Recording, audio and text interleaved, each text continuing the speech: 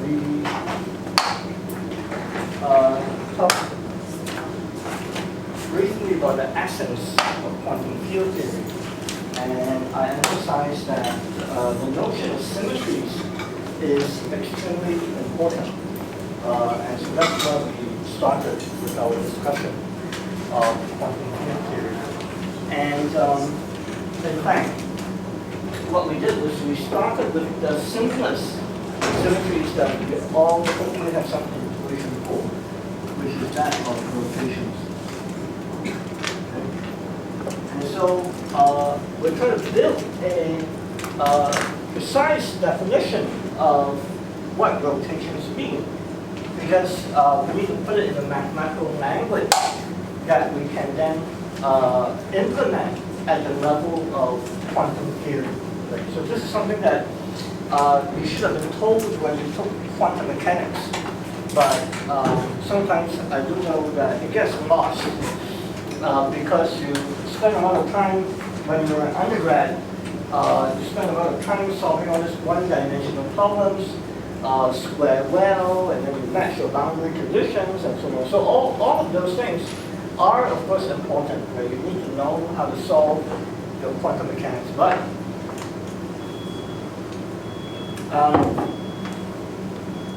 it's also important to appreciate the underlying, the deeper underlying conceptual issues, and that's of symmetries. Okay, so even in quantum mechanics, for example, we have a question of what is spin. So the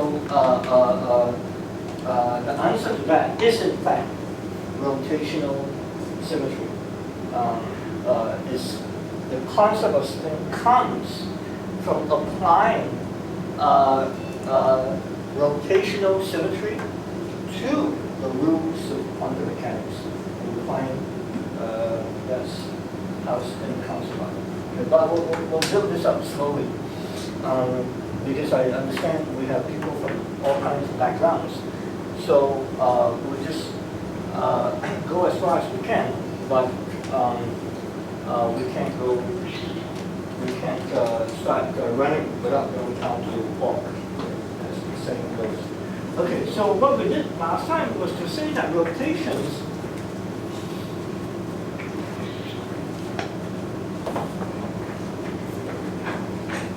to preserve dot products. And the reason why is because dot products gives you a measure of length. So I phrase it in terms of dot products, but even the length of a vector. Right? So if I have a vector, if I rotate my vector in any way I want on this length, we know from intuition that rotation means when you rotate it around, the length remains the same. Right? So the more general notion of that is the preservation of dot products. Right? If the dot product is preserved, then the length is preserved. So this is why this is one of the key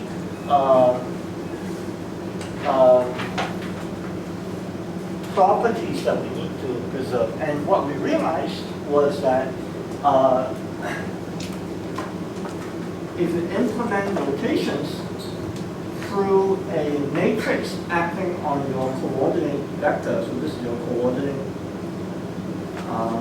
Cartesian, in fact, we should emphasize this with Cartesian coordinates, then we know that this demand that dot products are preserved immediately tells you that these matrices must be orthogonal. So this is the definition of what orthogonality means. It means that when you take the matrix and multiply it by its transpose, you get the inverse, which also tells you that the matrix is its own inverse. Right? Anything times the matrix that gives you an identity is the inverse. So in this case, R transpose is the inverse, and because the left inverse and the right inverse are unique, you'll find that you can write the transpose on either side of R, and it has to give you the identity. So what we found was preservation of dot products give you immediately leads you to the orthogonal group. We even proved that this is a group. But one thing that we alluded to towards the end of last week was some questions about parity, right? And so that's in fact what we're going to talk about briefly today before going on to the Euclidean metric. Okay. So it turns out that we want to talk about parity because this definition is not precise enough. We should say that rotations should depend continuously on a bunch of parameters that will turn out to be the rotation angles. But rotation turns out to be a continuous operation. And that continuity is important in this, for distinguishing between rotation itself and parity, which is the flipping of my coordinate axis. Right? So maybe I should say it here. So rotations versus parity.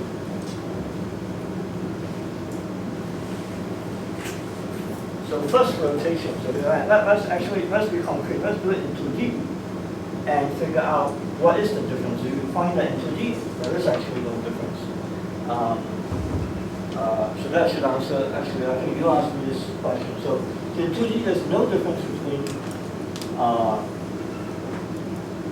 rotations and parity. But let's build this up systematically.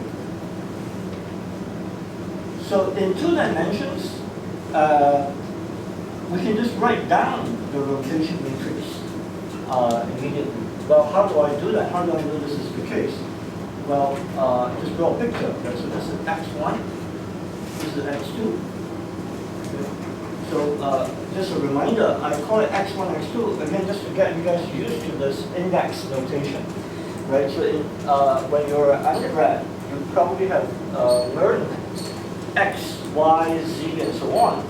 But as you go on, in physics, you realize that the notation is important. You want to have a notation that allows you to express things in a more concise way, so that you won't get distracted by the superfluous details. So you have x, y, z.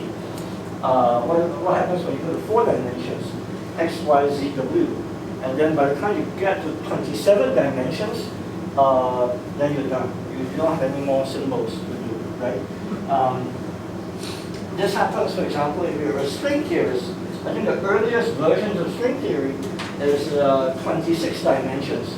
So by the time you're done doing a string theory, you don't have any more alphabets. You can't do anything else with it, because any other symbol you introduce would overlap with all your 26 dimensions.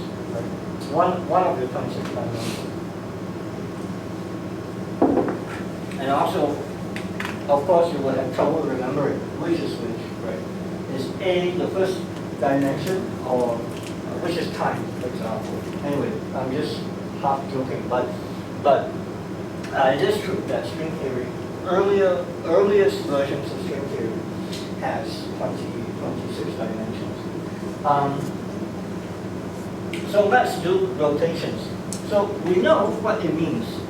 For example, to rotate the first axis through an angle phi. Okay. So let's make sure that, for example, the point 1,0 on the one axis, the first axis, should be rotated through an angle of phi. And in fact, we know how it's going to work because we know our trigonometry. Okay, so if this is phi, then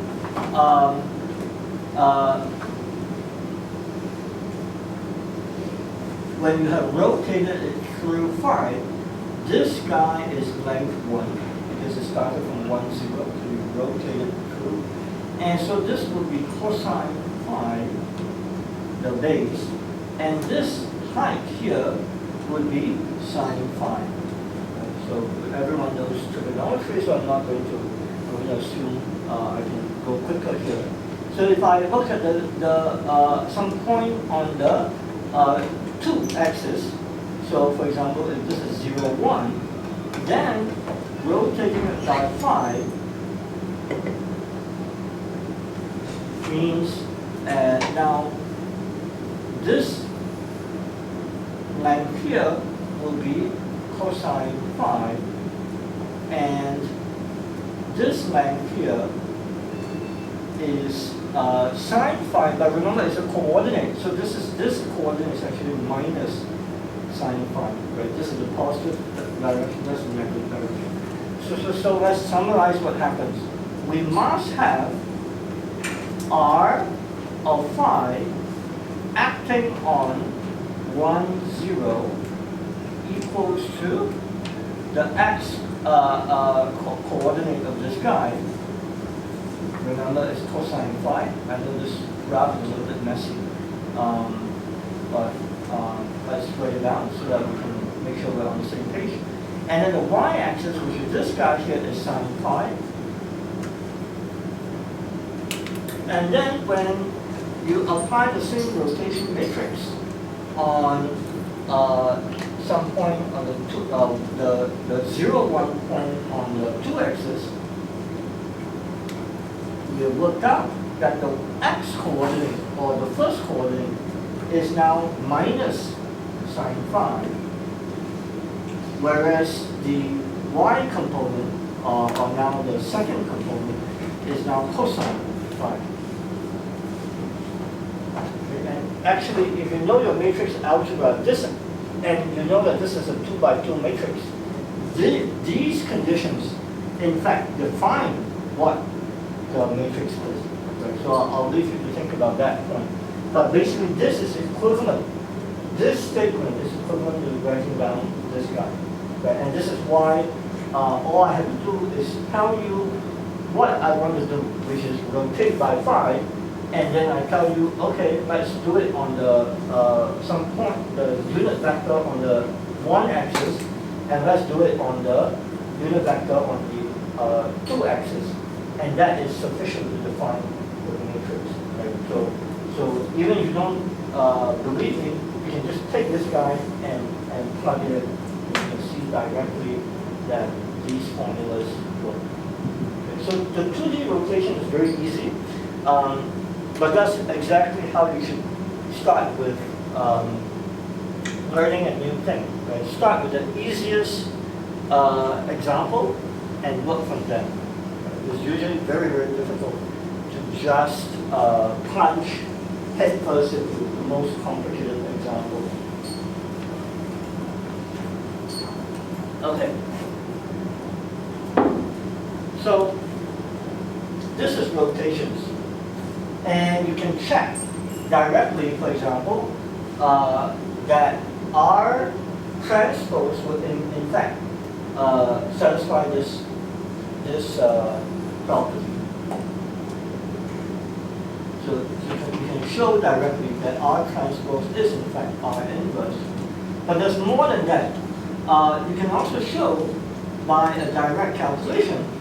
Let's say I multiply R of phi with R of phi prime. Okay. So geometrically, it should be clear what I'm doing, right? I'm applying, let's say I apply this guy to a vector. Then what it does is that this will rotate the vector by phi prime, and then after that, this guy will be applied on the phi of the result of that, and rotate by another phi. So first phi prime, then phi. So what is this argument here? What's inside the argument?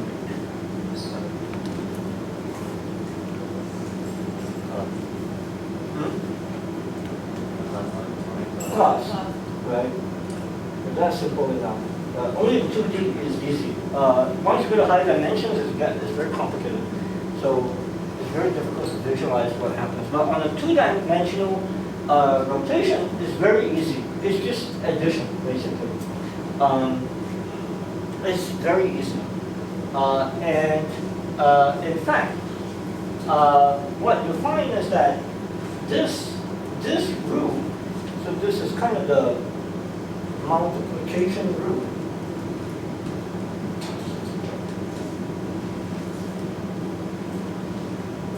Of 2D rotations. So even if you didn't know this matrix, now you do, so you can actually verify it directly, right? So you just multiply a matrix that has 5, and then multiply it by a matrix that has the same form but with 5 replaced by 5 prime, and you can directly verify. You need to do some trigonometry, but you can directly verify this is true. But even if you didn't know that, you know it has to be true. So this rule has to be obeyed if your rotation matrix has to make sense. But what you notice is that, for example, if I'll get the parity in a little bit, but I want to mention this important fact, because it's going to be a warm-up to what we're going to do later. So if I define an object that converts the rotation matrix into an exponential, you might wonder, what am I doing? Or why am I doing that? Right? So this is a rotation matrix. And d of this just means that I have a machine, I have a function that converts my rotation matrix into just an exponential. Then you notice that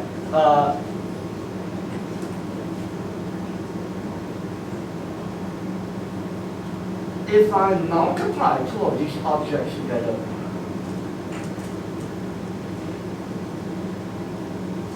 then what happens? Well, this is e to the I phi. That's e to the I phi prime, right? That's the rule, right? This is my definition. I just plug into my definition, and we know how exponentials multiply. It's just e to the I phi plus phi prime. Okay? And this, but if you consider this is actually nothing but d of r hat of phi plus phi prime.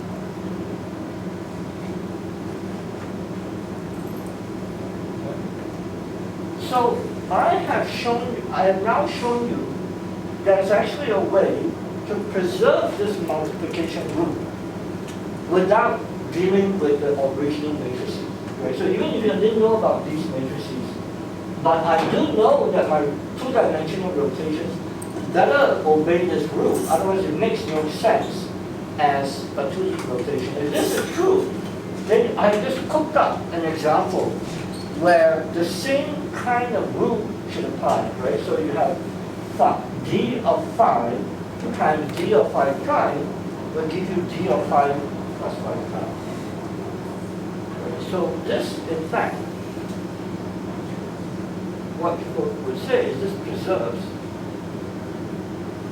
the multiplication rule.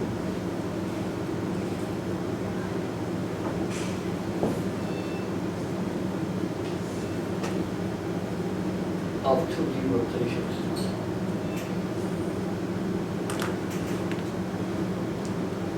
Okay, and that's actually an even more intuitive way to understand why this is related to 2D rotations, because this way of converting a rotation matrix to an exponential is just reminding you that of complex numbers, right? So on the complex plane, this is the real part, this is the imaginary part, and on the complex plane, you also have a two-dimensional vector space essentially, and e to the I phi corresponds to a complex number on the unit circle, and we know that multiplication by e to the I5 does in fact correspond to rotation of the complex plane. Are you guys familiar with this fact? If you learn complex numbers, you should have been told pretty early on that addition of complex numbers is like addition of two-dimensional vectors, right? But multiplication of complex numbers correspond to a rescaling in the radial direction and also a rotation. Are you guys familiar with this fact? Yeah, so Z1 times Z2, if Z1 is some length, right, some length on the complex point times the I51, and Z2 is some other length times the I52, and Z1 times Z2 is just the product of the length, right? So I rescale, if I start from row 1, now I rescale it by row 2, and then the total angle is just phi1 plus phi2. So if I start from phi1, multiplying by Z2 will rotate it by phi2. So it is in fact rotation. It's just a different way to talk about rotation now on the complex plane. Right? There's an additional structure related to the I. Right? This is the I direction. That's the additional structure. But otherwise, it is in fact just a different way of describing rotation. So the point here is that it turns out there are in fact many ways to describe rotations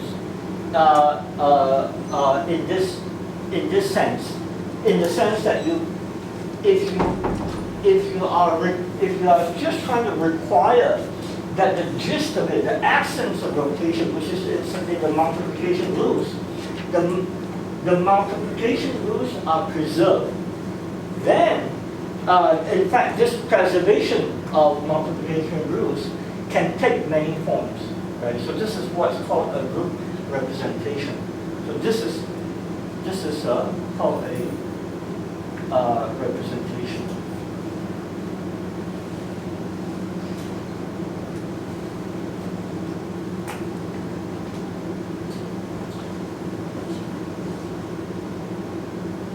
So as we go along, we'll talk more about it. We can become a bit more formal as we go along. But I just want to give you an example because I think this is pretty intuitive. Right? So it's a good place to introduce this. I want to talk about it a bit later, but I want to talk about parity first. But I realize that this is a good place to just give you a flavor of what group representations are.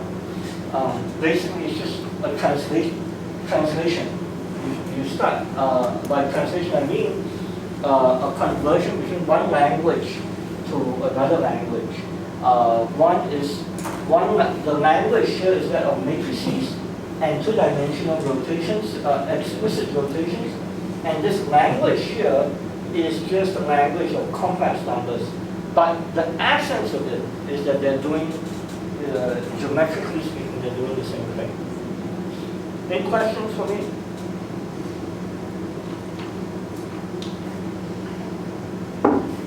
What do you want? Don't be shy.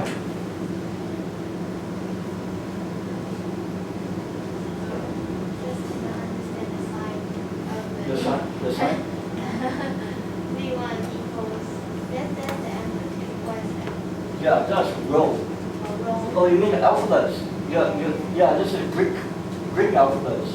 So this is rho, and this is phi, right?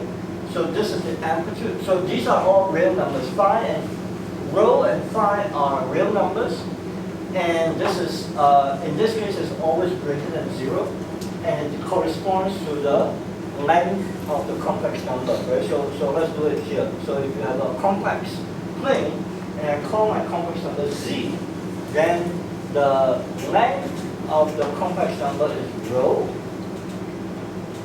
So this z, you can write it as x plus iy if you want, if you use Cartesian coordinates. But if you use polar coordinates, then rho is this guy, and the angle is phi. Okay, so maybe I should write it over on the other side. So the angle is phi, and this is rho. And so then you will write, so this is Cartesian, right? And then this guy, if you write it in polar coordinates, will be rho times e to the I phi. So again, it's the radius times the phase. Yeah.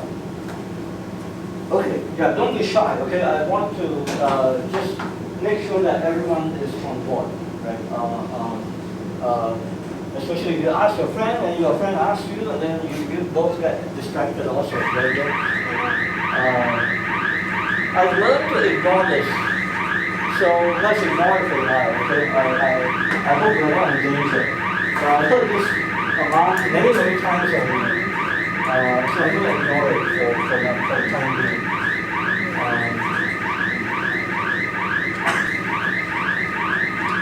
All right. So, any other questions? Going up to our last part. I thought probably Yeah. So this is why I want to build things up slowly, because there is a lot of structure, right? So hold off that question for the time being, but we will get to it. Maybe even today. But that's right. So in this case, the lead group is very, very simple. It's an abelian group, so the generators is actually the generator is just one. Essentially, there's no non-abelian structure whatsoever. So in this case, that's why I say hold off the question for the moment. In this case, it's a bit too simple. But your question will be a good one for this matrix. So then the question is, what would be the generator of this guy? And the lead algebra will still be trivial, is abelian, but there is a matrix, there is a generator for this guy, right? Which we'll talk about in a later. Yeah, good.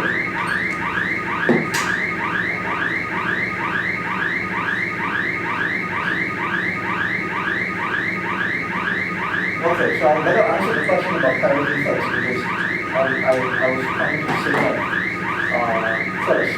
So in 2D, parity can be obtained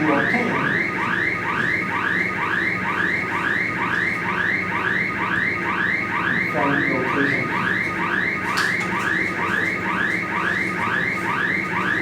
So I probably won't do it completely for you, because I want you guys to, even if it's simple, I want you guys to try it out for yourself.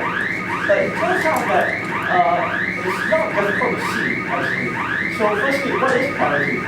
So parity, as we talked about last time, is the action such that when you apply it on any vector, this is arbitrary, and that's important. This is arbitrary. It is work for all vectors. So they give you minus v. That's usually what you mean by parity. So in 2 dimensions, it's easy enough to see that parity is of course just -1, -1, 0, 0. Right? So you apply this guy to any v, and you get a minus sign multiplied by the v. Now, the question that was asked last time was, can you obtain this from a rotation? And the answer is that in 3 dimensions, the answer is no. And in odd dimensions, I claim the answer is no. But in even dimensions, it's not difficult to see that the answer is in fact yes. Why? Because you've got a picture and see it directly. So if the first axis, second axis, I take any point on my plane. So this is v. And then minus v is just this factor. Right? How about this one?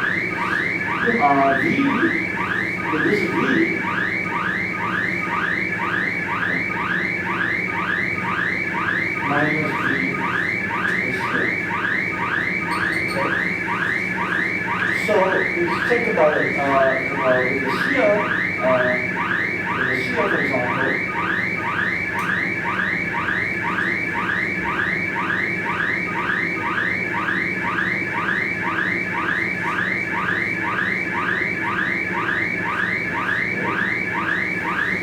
so if you think about it, there is in fact a very obvious pictureless inversion. How do you get from here to here? How do you get from here to here? And from here to here? Right? And once you realize what the rotation is, you just have to check. You just have to find the right angle. There is in fact an angle. The angles are called phi t. That will give you just find phi t. Might be obvious and you know the answer is, but I want you guys to check it out for yourself. Do an explicit calculation just to check that you can in fact get parity from rotation. So in 2 dimensions, the answer is yes. But like I said, my claim is that in higher odd dimensions, 3, 5, and so on, the answer is no. And so let's prove that in fact. So why is it that we cannot? Because I think I said it very quickly last time. So let me just say that, and then I'll come back to this question. And then we'll lead up to this issue of Lie algebras and so on. This is a very simple example. So I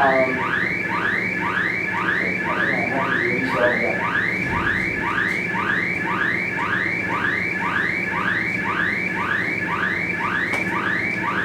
Yeah, so I said it very quickly the last time, so I want to say it again just to make sure that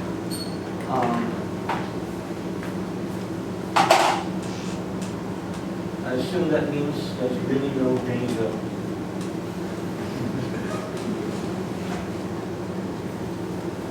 Although it just looks dangerous, right? Because people don't trust the fire alarm, right?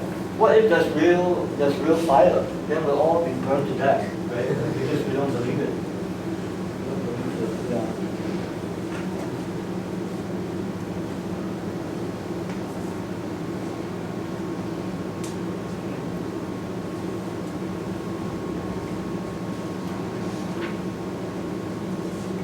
First time it happened to me, I was here very late at night. Maybe it was like sometime past midnight.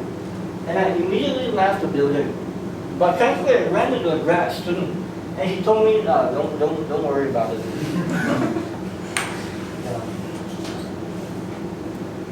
I thought I was expecting to see some burning building, when I get out of the physics department, right? I was just downstairs, I was saying, oh, where's the fire? And I forgot who I ran into, but he told me, don't worry about it. It happens all the time. Yeah. Okay, so let's continue. So this is in 2 dimensions, but I claim that in odd dimensions, so odd, which is d equals to 3 that we live in, 5, 7, and so on, and still continue to define parity to be this operation where you get V will be converted into minus V. So you can immediately see that, of course, this is just nothing but minus 1 times the d by d identity matrix, which is exactly what we wrote down over here. But this is just a 2-dimensional version of this. Now we have the d-dimensional version of this. But this is where we sharpen, that's why we talk about parity. This is where we need to sharpen our understanding of what rotations mean.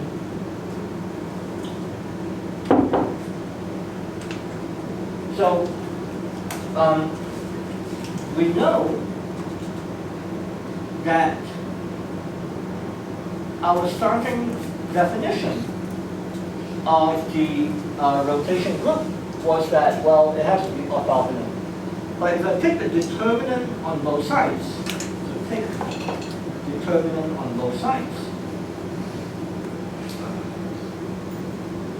then I have determinant of R transpose, R equals to determinant of the identity.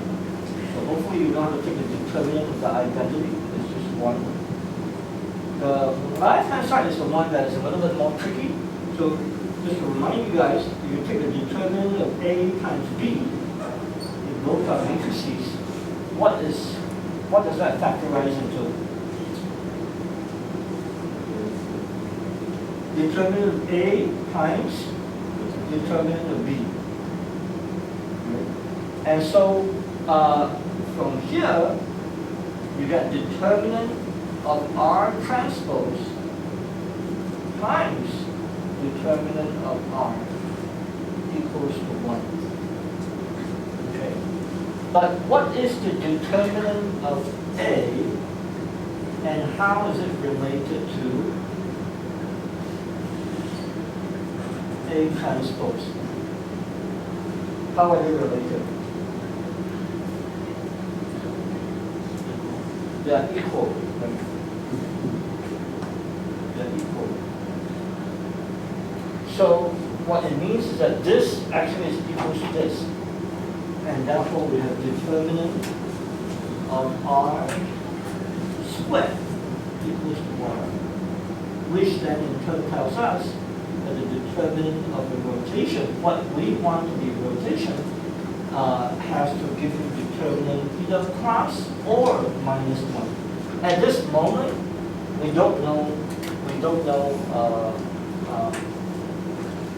either way.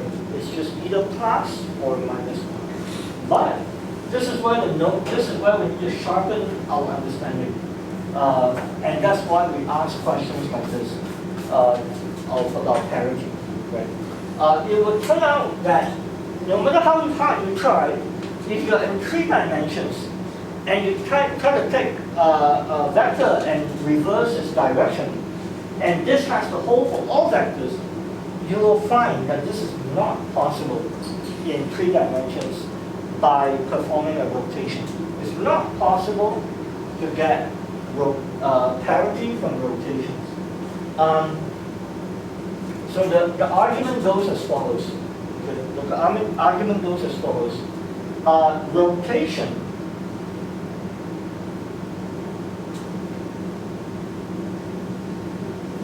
if R is a rotation, then it depends on some angle of rotations.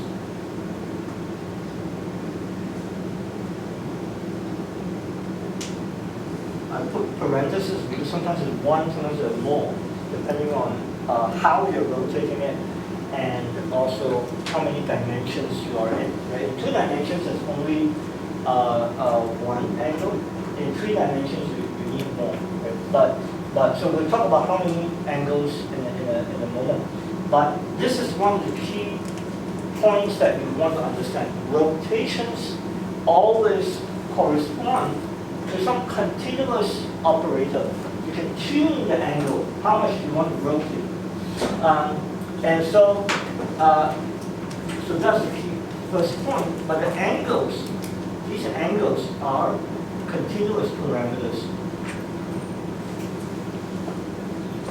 Right, so in case you are already confused about what I'm talking about, just remember the 2-dimensional rotation that we talked about has a phi in it, and every component depends on cosine phi, sine phi, and so on.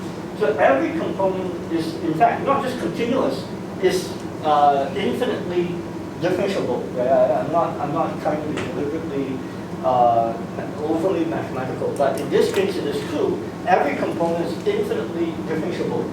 And so there's an example of what I'm trying to say. But once you know that, then it means that rotations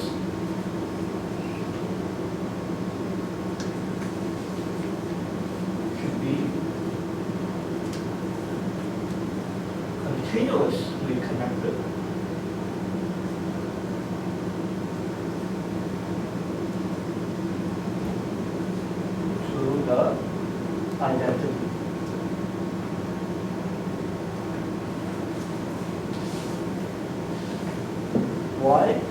just choose not to rotate, right? So let's be specific here. So for example, in 3 dimensions, we all know that, I hope you guys have all learned, that one way to talk about rotations in 3 dimensions is to specify an axis of rotation, right? So to specify the axis, you need 2 angles, right? So if you have the 1, 2, 3 plane or axis, or the XYZ axis, you need to know what the orientation of that rotation axis is. Then you need to specify how much you want to rotate around the axis. Okay? And so all these are continuous parameters. But I can just choose to get the identity matrix by simply saying, okay, I chose my axis, but I just don't want to rotate.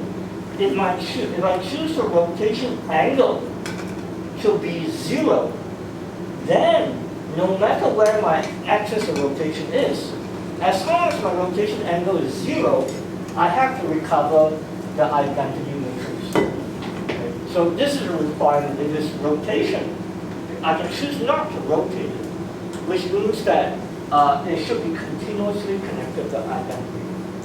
So all these things come together to tell you that rotations, we should build into its definition the demand that rotation matrices must have determinant 1. Okay, so this is actually part of the definition of what we mean by rotation matrix. Again, why is that so? Because if the rotation matrix is continuous in the sense that it depends on its rotation angles in a continuous way, and it is continuously connected to the identity. Namely, I can choose simply not to rotate. Right? I can just say, let me not rotate. So therefore, it is continuously connected to the identity.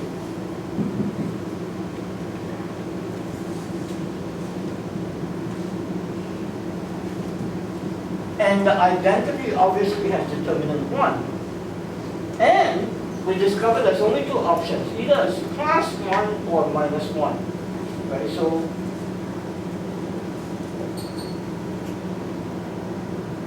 let me just call it now theta with an arrow sign, because now there could be many angles. So if this is continuous, and if you take its determinant, and it can only be plus or minus 1, how can it be continuously connected to the identity, which has determinant 1, if we can only take 2 discrete values? Right? Remember, it's continuous. It's not a flip of a switch. It's an angle. You know, you can choose, okay, I rotate by 2 degrees, or I rotate by 2.7 degrees. Right? It's a continuous operation. But yet, its determinant is only discrete. It has only 2 discrete choices. So this is the only possibility. Right? It has to be always determinant 1. You can't suddenly jump because it's not continuous. Jumping abruptly is not a continuous thing. Right? It's not a continuous phenomenon. So let's summarize what we have. Right? So rotations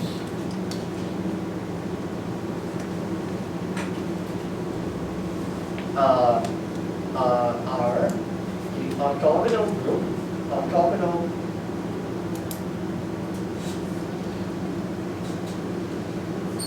matrices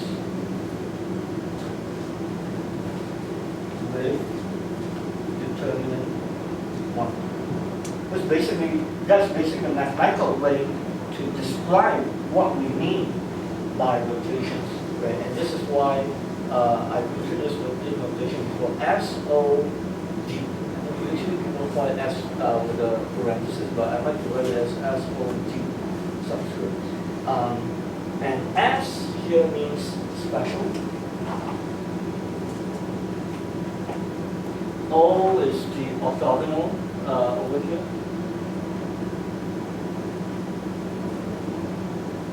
And D just means what's the dimension? It's a D by D matrix. Right? So if you are talking about rotations in 2 dimensions, it will be SO2. Right? So what we've been talking about is SO2.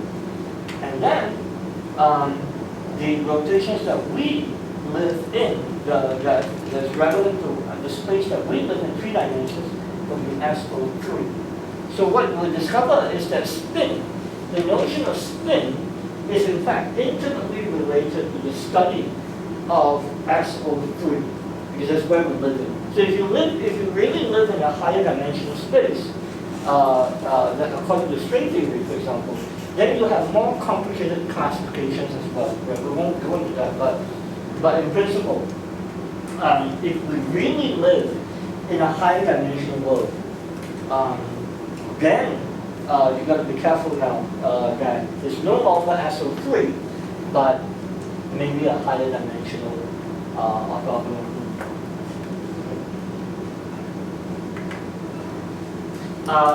One more remark, which is that, remember we said just now, since I've already talked about it, let me just mention this. Remember that there was a correspondence between, in 2D, there was a correspondence between the rotation matrix and the complex space, the unit length complex number. There's a correspondence between them. I don't want to write it cool, so I'm going to just draw an arrow between them. This is SO2, as we just discovered. And there was actually a name for this. It's called U1. U1, or I like to use subscript. U1. U1 stands for unitary group. UD, actually, of D by D matrices. Okay. So you guys know what unitary means? Who doesn't know what unitary means? Who knows what unitary means? Okay, half of you, so I better write it down. Right? So unitary means, it's essentially the complex generalization of this guy. Right? So instead of transpose, these guys are now complex matrices.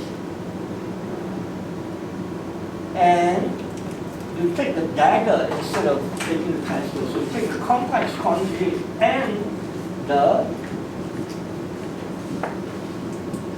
transpose. And unitary just means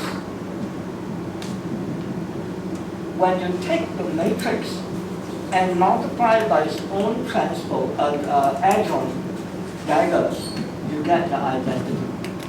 So this is what unitary means. So this is the complex generalization of this. And if we call this the orthogonal group, this is called the unitary group. Right? So this is called the unitary group. That's the definition. And what you discovered is that the 1 by 1 matrix, 1 by 1 matrix is just a number. Right? So you discover that the 1 by 1 matrix, unitary matrix group, is in fact intimately related to the 2 by 2 orthogonal group. In the sense that they both, essentially, both describe rotations on a plane. The geometric content is essentially the same thing. The rotation group is the subgroup of SO group. Which one? This one? This one can be with determinants minus or plus prime. Yeah, so SOD is a subgroup of OD. Yes, yes. That's your question, right? Yeah, yeah, it is. Yeah. So, because in other words, if you include parity, it's still a group. That's the orthogonal group.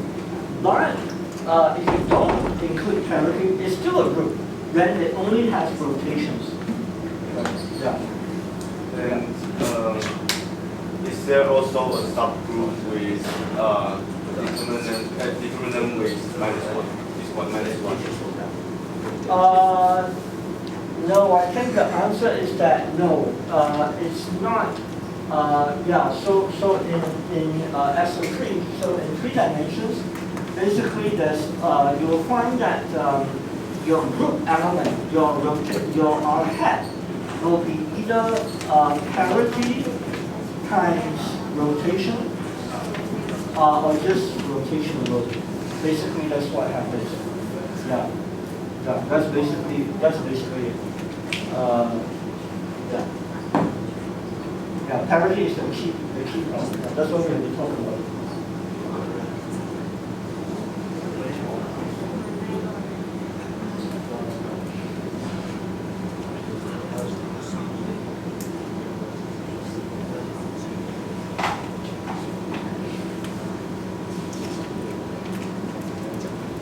So just mention that Yeah. there is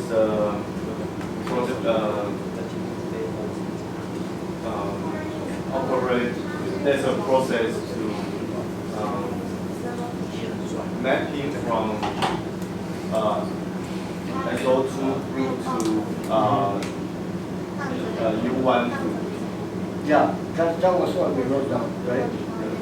Just you're asking whether there's a map between SO2 to U1. That's what we defined, right? So the map is in fact R hat of 5. This is in 2D again, right? Is in fact to the R5. That is the map, right? So this is SO2. Right? This group is this matrix is SO2, and this is U1. So U1. Is that your question? so can we use another tensor and contract with the R tensor R and into the exponential I. What were you going to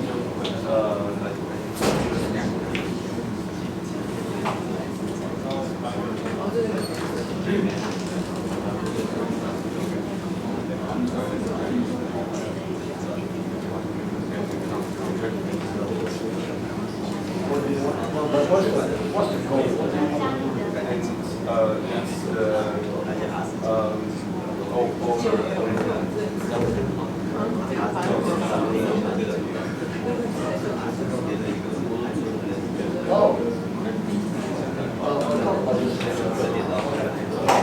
Okay, so I want to complete my argument. Right? I realized that I didn't. I want to make sure that I didn't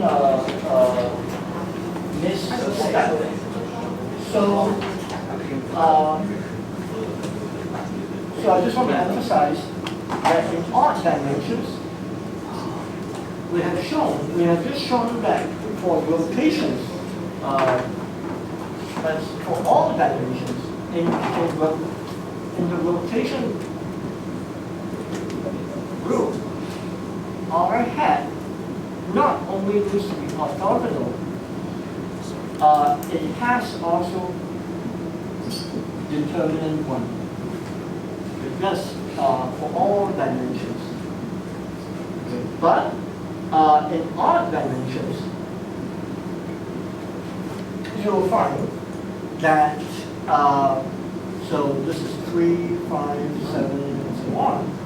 You would find that the determinant of parity is determinant of the negative identity, and that is actually just -1 to the D power, but D is odd in this case, so this is actually -1.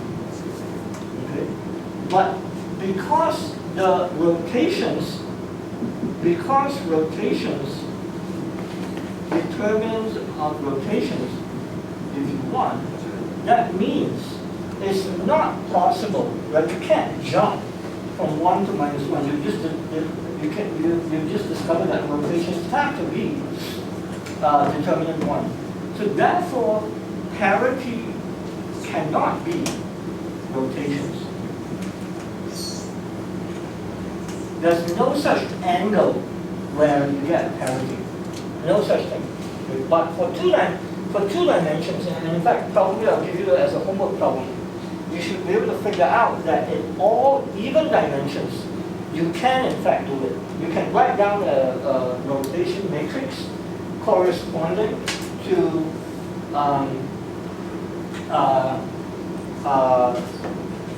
you can write down a rotation matrix such that for a given angle, it basically reduces to parity. Okay, so I'll leave that to you, leave that construction to you as a homework problem.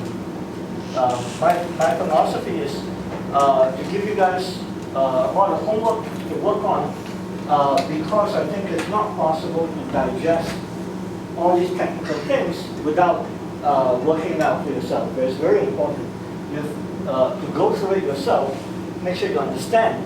Otherwise, just listening is often not enough. Right? Listening is important, but not enough. Okay. So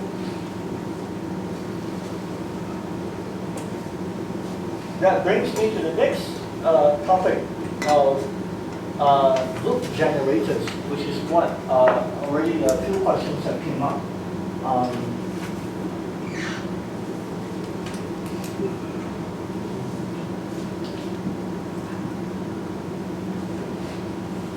About this, so in fact, let's talk about it. So let's return to our 2D rotation matrix. And I'm just going to use the short form. So C phi is cosine phi, S phi is sine phi, and sine phi, cosine phi. And now, what we're going to do is we're going to consider what happens when we study very small rotations. And then I'll explain why we care about it. So what you find is that if you assume that phi is very, very small, and actually doesn't have to be positive, so I'm going to put an absolute value on it. So it's very, very small. It's a very small rotation angle. Then what you see is that R of phi is in fact Taylor expandable. And so so what I'm going to do is basically R 0 plus R prime phi, R prime 0 times phi plus order phi squared. And I'm only going to keep up the order phi, but is to show you what's the structure of this object here. And of course, when phi is 0, that just means you're not rotating. And that means that this is in fact just a 2x2 identity. Right? And you can check it directly. Conceptually, it should be clear. You're not rotating, and therefore it should be identity. But you can check. If you plug in phi equals to 0, cosine becomes 1, and the sines are 0. And then the first order term, remember that you can do this Taylor expansion directly, right? So this cosine is 1 minus 1/2 phi squared plus order phi to the 4. And then sine phi starts at 5, and then plus order phi cubed. Okay? So if you only keep it up to phi and not phi squared or phi cubed, then what you see over here is that this is actually 0 at first order in phi, whereas these are order phi terms. So you got minus phi, and then the matrix numbers are 0, 0, minus 1, 1. This is my minus sign down here, and this is minus 1.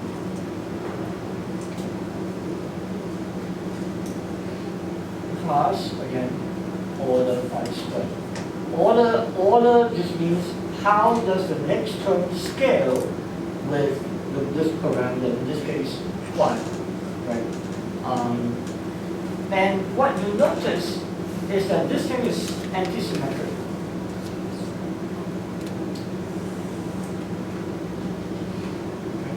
And in fact,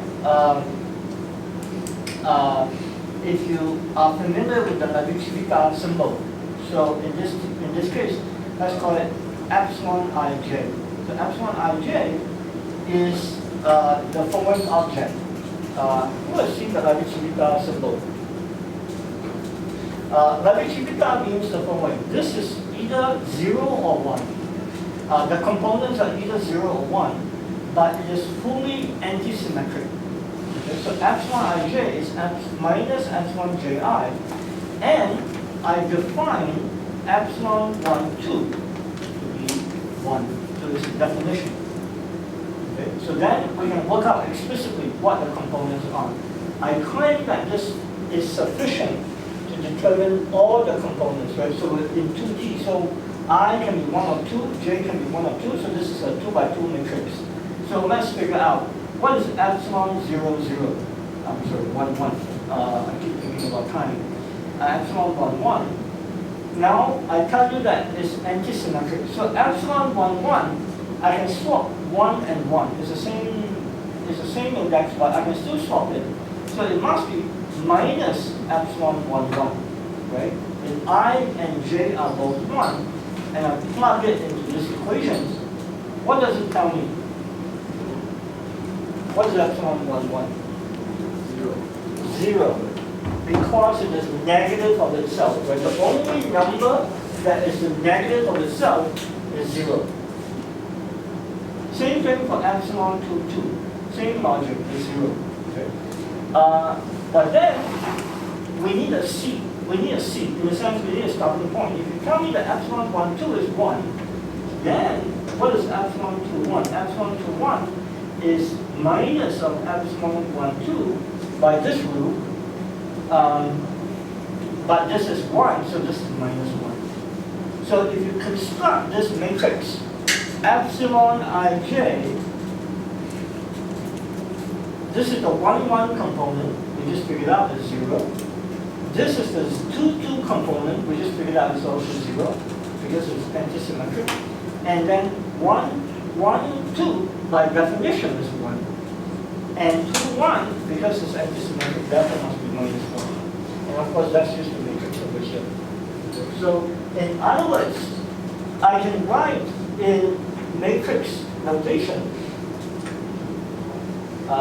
Doesn't matter whether it's up or down in this case, so let me just write it as r hat ij. In this case, it doesn't matter up or down.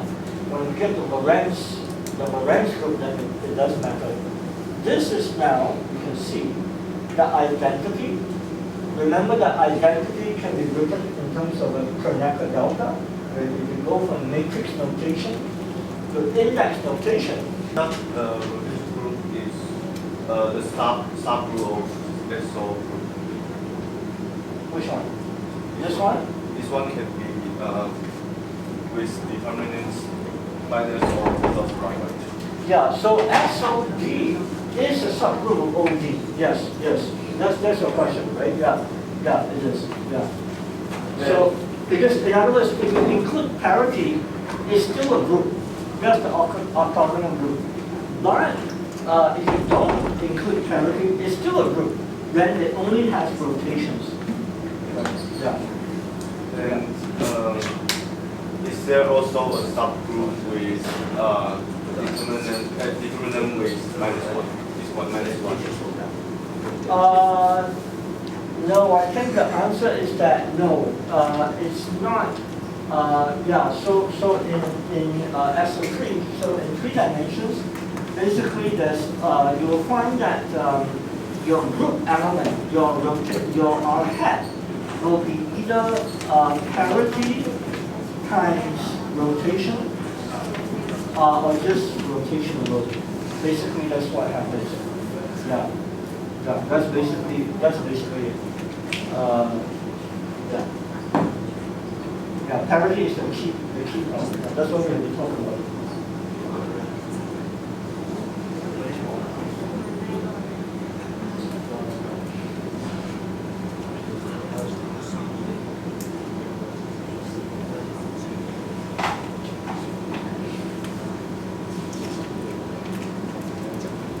So just mention that Yeah.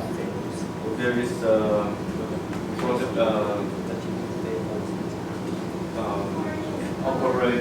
there's a process to mapping from SO2 group to U1 to Yeah, that was what we wrote down, right? Just, you're asking whether there's a map between SO2 to U1? That's what we defined, right? So, the map is in fact R hat or phi. This is in 2D again, right? Is in fact to the I phi. That is the map, right? So this is SO2. Right? This group is this matrix is SO2, and this is U1. So U1. Is that your question? so can we use another tensor and contract with the R tensor far and into the exponential? What would you want to do?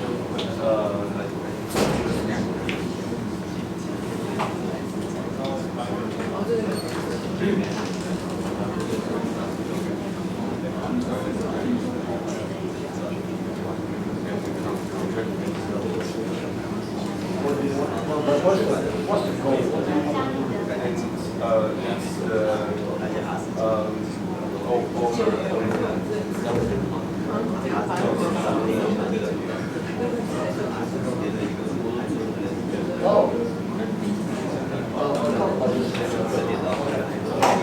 Okay, so I want to complete my argument. Right? I realized that I didn't.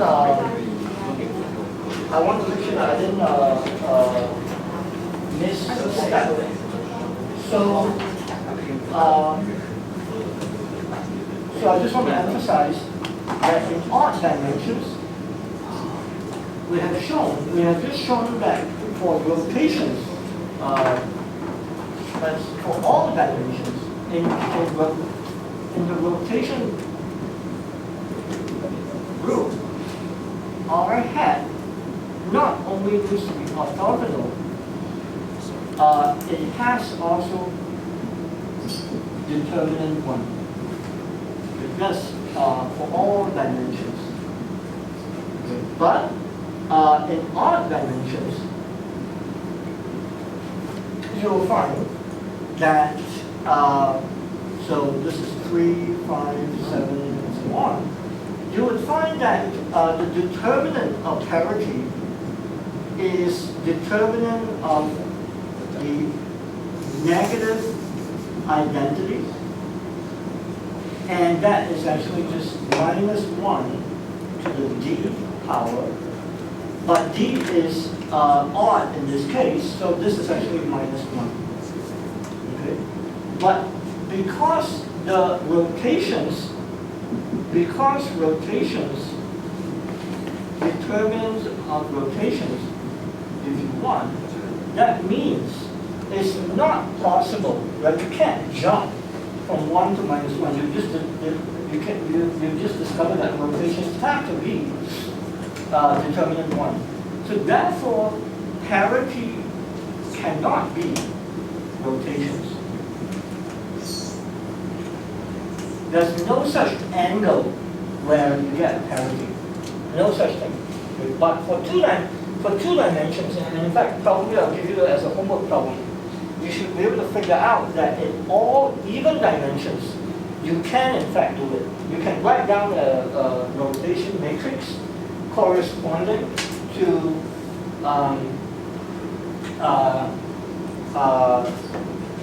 you can write down a rotation matrix such that for a given angle, it basically reduces to parity. Okay, so I'll leave that to you, leave that construction to you as a homework problem. My philosophy is to give you guys a lot of homework to work on because I think it's not possible to digest all these technical things without working it out for yourself. It's very important to go through it yourself, make sure you understand Otherwise, just listening is often not enough. Right? Listening is important, but not enough. Okay. So that brings me to the next topic of loop generators, which is what already a few questions have come up.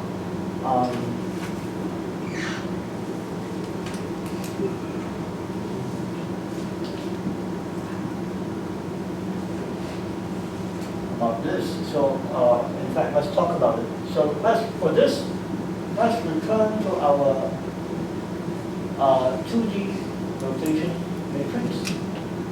And I'm just going to use the short form. So C phi is cosine phi, S phi is sine phi, and sine phi, cosine phi. And now, what we're going to do is we're going to consider what happens when we study very small rotations. And then I'll explain why we care about it. So what we find is that if you assume that phi is very, very small, and actually doesn't have to be positive, so I'm going to put an absolute value on it. So it's very, very small. It's a very small rotation angle.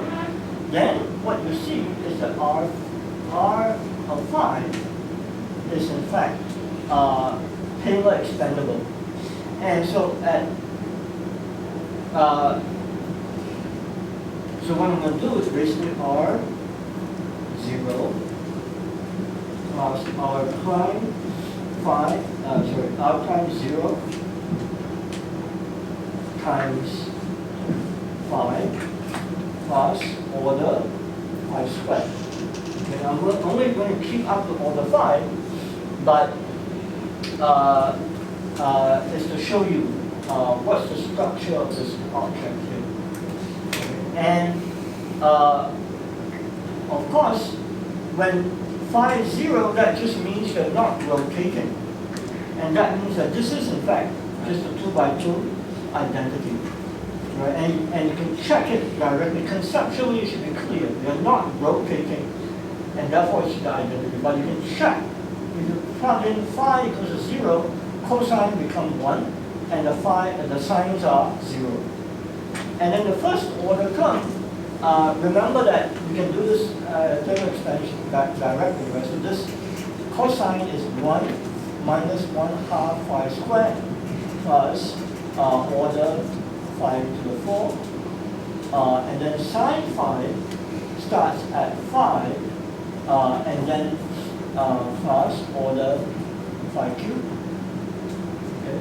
So if you only keep it up to phi and not phi squared or phi cubed, then what you see over here is that this is actually 0 at first order in phi, whereas these are order phi terms. So you got minus phi, and then the matrix numbers are 0, 0, minus 1, 1. This is my minus sign down here, and this is minus 1.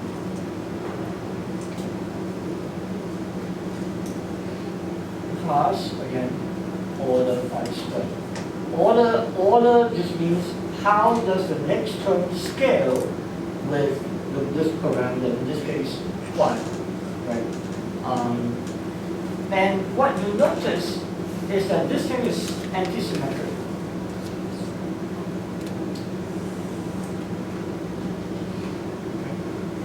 And in fact, if you are familiar with the Levi-Civita symbol, so in this case, let's call it epsilon ij. So epsilon ij is the following object. Who has seen the Levi-Civita symbol? Levi-Civita means the following. This is either 0 or 1. The components are either 0 or 1, but it is fully antisymmetric. Okay, so epsilon ij is minus epsilon ji, and I define epsilon 1, 2 to be 1. So this is definition. Okay? Okay, so then we can work out explicitly what the components are. I claim that this is sufficient to determine all the components, right? So in 2D, so I can be 1 or 2, J can be 1 or 2, so this is a 2 by 2 matrix. So let's figure out what is epsilon 0, 0. I'm sorry, 1, 1. I keep thinking about time. Epsilon 1, 1. Now I tell you that it's antisymmetric. So epsilon 1, 1, I can swap 1 and 1. It's the same index, but I can still swap it. So it must be minus epsilon 1, 1, right? If I and j are both 1, and I plug it into this equation, what does it tell me? What is epsilon 1, 1? 0. Because it is negative of itself, right? The only number that is the negative of itself is 0. Same thing for epsilon 2, 2. Same logic is 0. Okay. But then we need a C. We need a C. In the sense, we need a starting point. If you tell me that epsilon 1, 2 is 1, then what is epsilon 2, 1? Epsilon 2, 1 is minus of epsilon 1, 2 by this rule. But this is 1, so this is minus 1. So if you construct this matrix, epsilon ij, this is the 1, 1 component, we just figured out is 0. This is the 2, 2 component, we just figured out is also 0, because it's antisymmetric. And then 1, 1, 2, by definition is 1. And 2, 1, because it's antisymmetric, therefore must be minus 1. And of course, that's just the matrix over here. So, in other words, I can write in matrix notation, doesn't matter whether it's up or down in this case, so let me just write it as R hat ij. In this case, it doesn't matter up or down. When we get to Lorentz, the Lorentz group, then it does matter. This is now, you can see, the identity. Remember that identity can be written in terms of a Kronecker delta. Where if you go from matrix notation to index notation,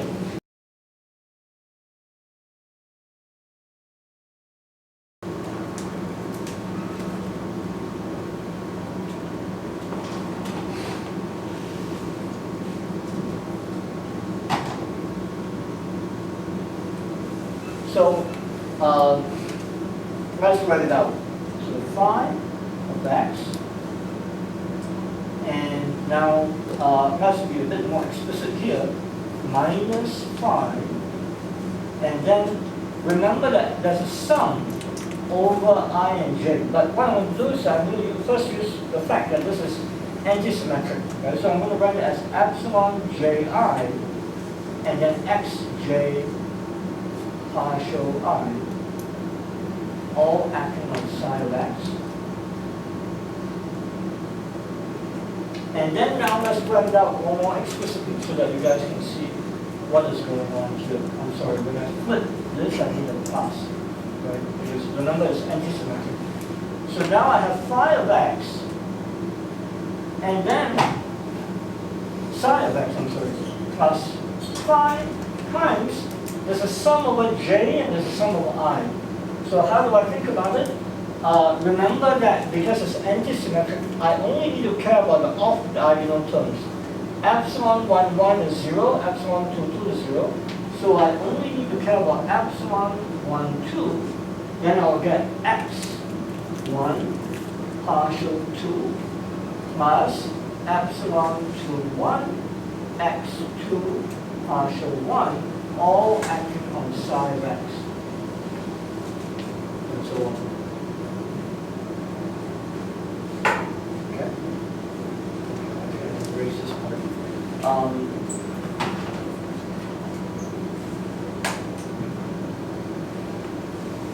What is that? Let's write it down. So that is in fact, again, psi of x plus phi. And then remember epsilon 1, 2, we define it to be 1. So this is x1 partial 2. And then epsilon 2, 1 is negative of that, so it's minus x2 partial 1, all acting on sine of x plus order pi squared. So if you remember your quantum mechanics, and if you remember orbital angular momentum,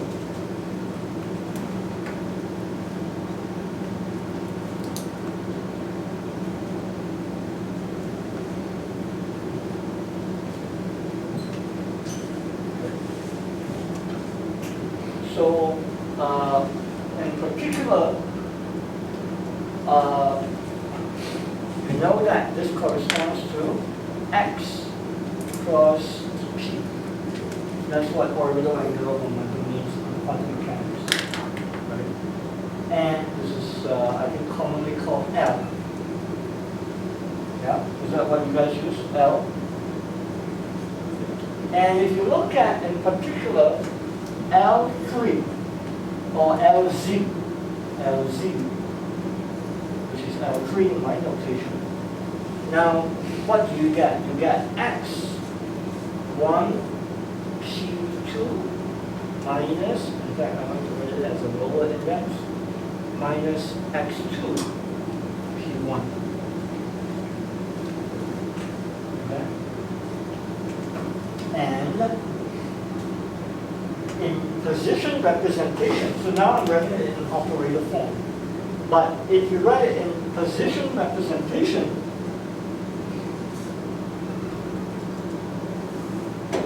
remember that the momentum operator is nothing but.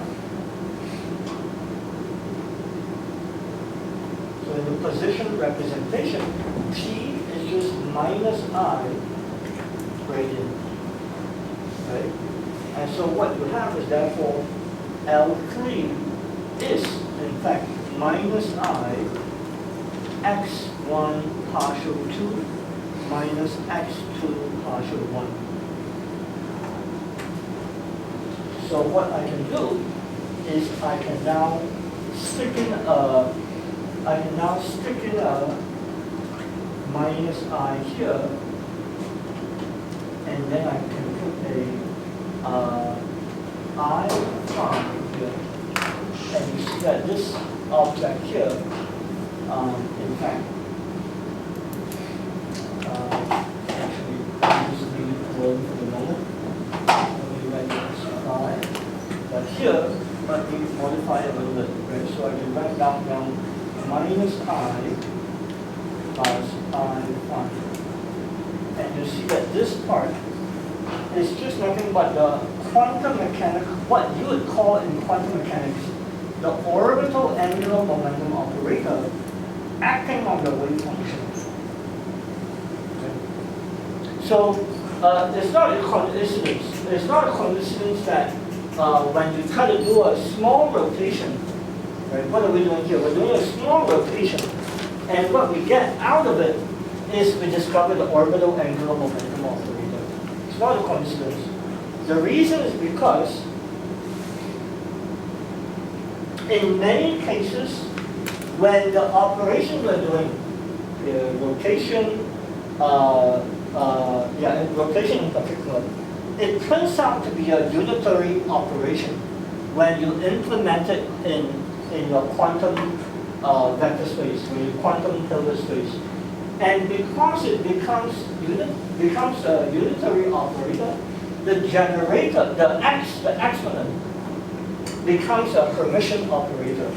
And that Hermitian operator is oftentimes a observable. And in the